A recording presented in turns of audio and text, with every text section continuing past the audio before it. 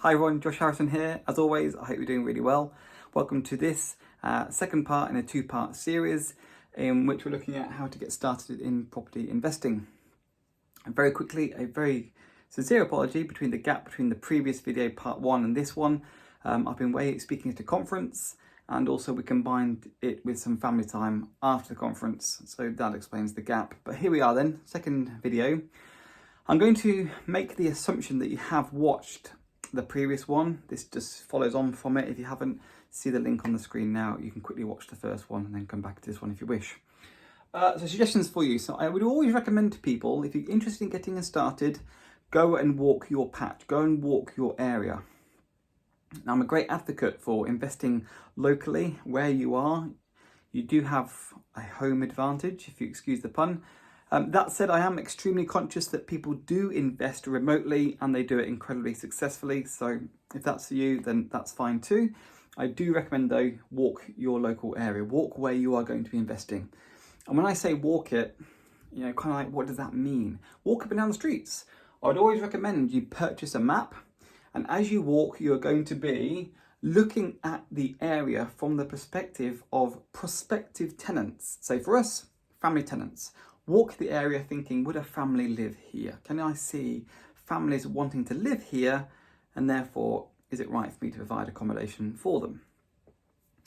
What you're going to find is as you walk different areas around from where you live, and I always recommend a 5-mile radius, you'll come across some areas that are really gorgeous family areas, but they're very expensive on the one hand, and on the other hand, you might find areas that are, again, family areas, but perhaps a little bit more questionable. You'll get a sort of a sense as you walk through those areas that perhaps it's a bit, I don't know, not so sure about this area.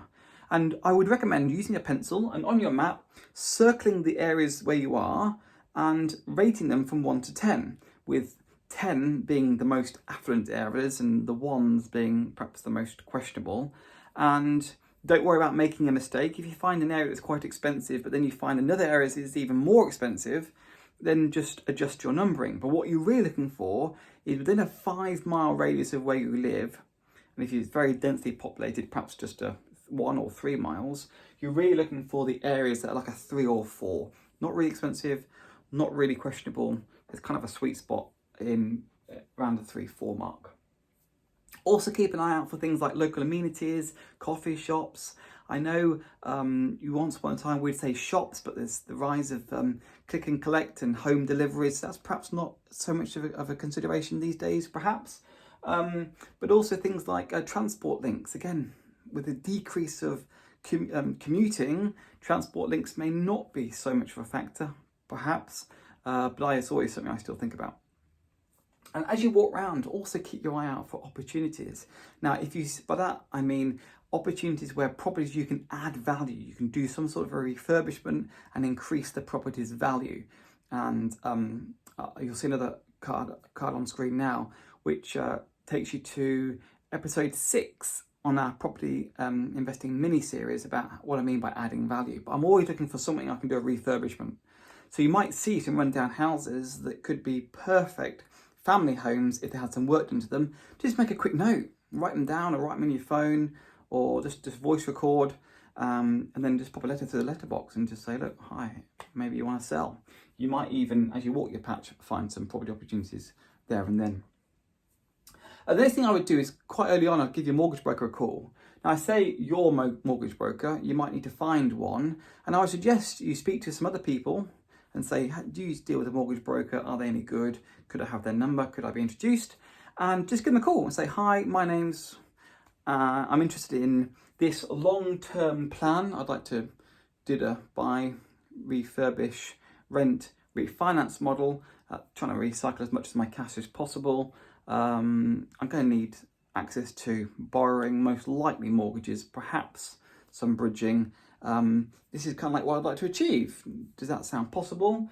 They'll ask a load of questions, answer them if you wish. The more you can give, the more helpful they'll normally be in response. Also explain where you are now. Like these are the funds I have available.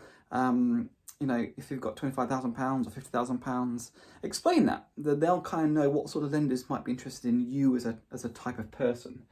Also ask them, are there any suggestions that they might have for you in terms of activity you can do now to increase your likelihood of having access to mortgage or finance products? And on here I've written ClearScore. Again, none of this is financial advice, please don't take it as such, but if you look on ClearScore, I'll drop a link in the comment section below. It's a way of you accessing your own credit score for free. And they also give recommendations if you haven't got a very good credit score for how to improve it. So you might wish to check those out. Again, there's no affiliation for any of the link descriptions. I'm sharing in the spirit of what I genuinely think is helpful.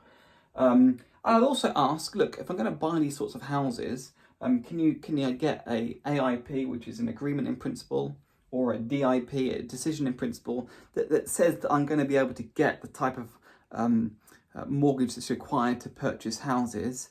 Alternatively, which is what we do now, instead of getting an AIP every 3 months, I actually just say, when I put an offer into a property, I say, here are the details of our mortgage broker. They're very happy to have a call and say, are we good for credit? You can speak to them direct, just say, I'm giving permission, and I've told the mortgage broker, and they can speak to estate agents, not a problem at all. But it's always worth having one. It goes a long way when you come to put offers in on properties. And then on here, I've put number 3, start thinking about your wider team. Recruitment, perhaps not the right word, but you get the idea. What you need to do is speak to solicitors, accountants, surveyors, trades, and so on. And a big recommendation here I would make would be try and go local where possible. You think, well, a solicitor might not need to be a local solicitor. No, but you just never know what can come from working with them on a repeat basis. See, other solicitors who are also doing conveyancing will be doing conveyancing for other people too, and you just never know. If you tell them, I'm interested in buying properties, perhaps probate properties, when something comes across their desk, they might be willing to say, look, I'll give you a call. Going through all the appropriate channels, that person might be put in touch with you as a potential person who might be able to buy that probate property off them, maybe.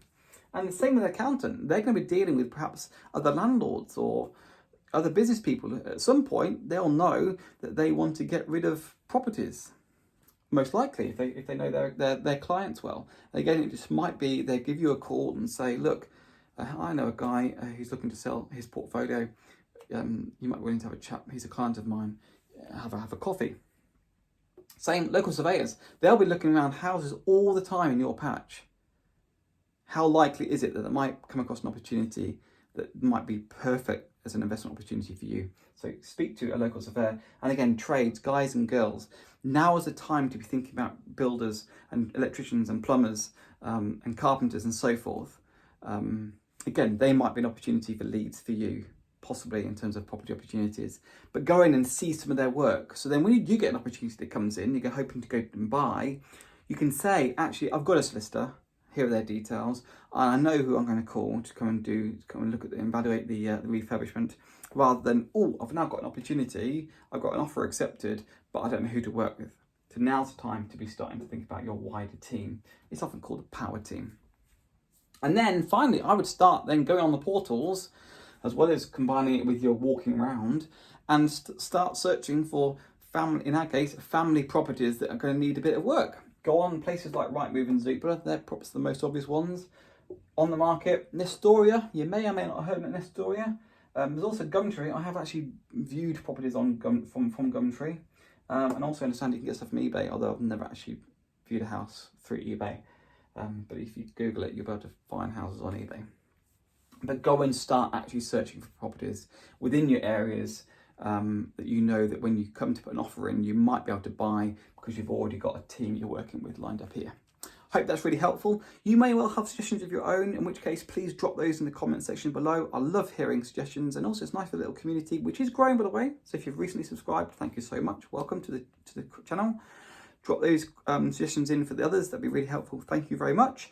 But also if you've got questions, then please feel free to share those, or observations, share those. I do go back to all of them, as you know. If you like this video, please let us know. It does feel a bit strange asking for likes and subscribers, but sometimes we just forget. So if you liked it, please let us know. All your support, as always, is greatly appreciated. So that's it for this one. My name is Josh Harrison. Thank you ever so much for watching. See you in the next video.